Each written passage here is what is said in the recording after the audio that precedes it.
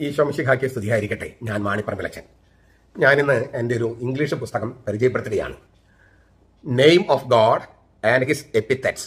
Name of God and his epithets. ഹീബ്രുവിൽ Yahweh. Yahweh. ഏകസത്യ ദൈവത്തിന് ഒരൊറ്റ പേരേ ഉള്ളൂ, യാഹ്വേ.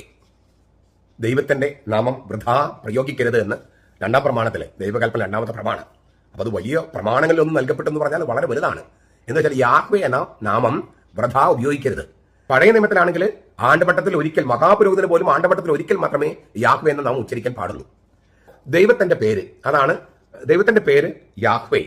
ഈ ദൈവം വെളിപ്പെടുത്തിയ പേര്, ആ വെളിപ്പെടുത്തിയ പേര് നമുക്ക് തർജ്ജമ ചെയ്യാൻ വലിയ പ്രയാസമുണ്ട്. ശരിക്കും എഹിയെ അഷർ എഹിയെ എന്നാണ് ദൈവം ആദ്യം പറഞ്ഞത്. ഞാൻ തന്നെ. ആ ഞാൻ തന്നെ എന്നതിന്റെ തേർഡ് പേഴ്സൺ ആണ് Yahweh. He is I am who am പോലെ he is what he is. Third person ആണ് യാഹ്വേ. ഇതിന് നാമം ഉണ്ടാക്കാൻ പറ്റുമോ? ദൈവത്തിന്റെ നാമം ഉണ്ട്. ഇനി ദൈവത്തിന്റെ നാമം ഇല്ലെങ്കിൽ എങ്ങനെ നമുക്ക് ദൈവമായിട്ട് റിലേറ്റ് ചെയ്യാൻ പറ്റും ദൈവത്തിന്റെ നാമം? അതേക്കുറിച്ചുള്ള ഒരു പുസ്തകമാണ് ഈ name of God and his epithets, Yahweh എന്ന് പറഞ്ഞിട്ടുള്ള ഒരു പുസ്തകം. ചെറിയ ലളിതമായ ഇംഗ്ലീഷിലാണ്. ഈ ദൈവനാമത്തെക്കുറിച്ച് അറിയാൻ താല്പര്യമുള്ളവർ ഇത് വാങ്ങിച്ച് വായിച്ച് പ്രചരിപ്പിക്കണമെന്നും, പ്ലസ് ഇതൊരു മിഷനായി ഏറ്റെടുത്തിട്ട് നിങ്ങൾ സമ്മാനം കൊടുക്കുമ്പോഴൊക്കെ ഇത് വാങ്ങിച്ച് കൊടുക്കണമെന്നും, ഇംഗ്ലീഷ് അറിയാവുന്നവർക്കൊക്കെ നിങ്ങളുടെ ഫ്രണ്ട്സിനെല്ലാം ഇത് കൈമാറും കൊടുക്കണമെന്നും, പിന്നെ നിങ്ങളുടെ അക്രൈസ്തവരായ ആളുകൾക്കും കൊടുക്കാം.